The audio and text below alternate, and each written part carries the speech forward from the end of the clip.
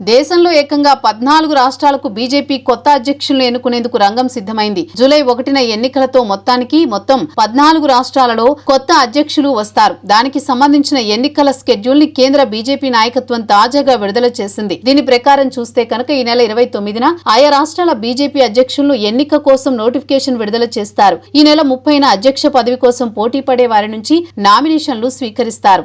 ఎన్నికను జూలై 1న నిర్వహిస్తారు. ఈ ఎన్నికల్లో పోటీ పడే వారి విషయంలో చూస్తే ఏకాభిప్రాయానికి ఎక్కువగా అవకాశం ఉంటుంది అని అంటున్నారు. ప్రత్యేకించి బీజేపీ జాతీయ అధినాయకత్వం సీల్డ్ కవర్ కల్చర్ ని ప్రవేశపెట్టదు. కానీ ఆయా రాష్ట్రాలకు ఎవరు అధ్యక్షులుగా ఉంటే బాగుంటుందో సూచిస్తుంది అని అంటున్నారు. అలా హైకమాండ్ పెద్దలు చెప్పిన పేరుకు భిన్నంగా ఎవరు వ్యవహరించే అవకాశాలైతే అస్సలు ఉండవు. దాంతో మొత్తానికి ఏకాభిప్రాయానికి అంతా రావాల్సి ఉంటుంది అని అంటున్నారు. ఇక ఏపీ విషయానికి వస్తే ప్రస్తుత అధ్యక్షురాలు దగ్గుబాటి పురంధేశ్వరినే తిరిగి కొనసాగిస్తారని అంటున్నారు. ఆమె జూలై 2023లో బాధ్యతలు స్వీకరించారు. బీజేపీ నియమావళి ప్రకారం 2 ఏళ్ల పాటు అధ్యక్ష పదవిలో ఉంటారు. అయితే మరో 2 ఏళ్ల పాటు కూడా వారికి ఛాన్స్ వరుసగా ఇవ్వచ్చు. అలా పురంధేశ్వరినే మళ్లీ ప్రెసిడెంట్ చేయాలని ఆ పార్టీ కేంద్ర నాయకత్వం ఆసక్తిగా ఉందంటున్నారు. పురంధేశ్వరి 2023లో బాధ్యతలు స్వీకరించాక గతంలో ఎన్నడూ లేని విధంగా ఏకంగా 8 మంది ఎమ్మెల్యేలు గెలిచారు. ఇక ఎన్డీఏ ప్రభుత్వం ఏపీలో వచ్చింది. దాంతో ఇద్దరు ఏపీ నుంచి రాజ్యసభకు వెళ్లారు. ఆమె బలమైన సామాజిక వర్గానికి చెందినవారు. వివాదాలకు దూరంగా ఉంటారు.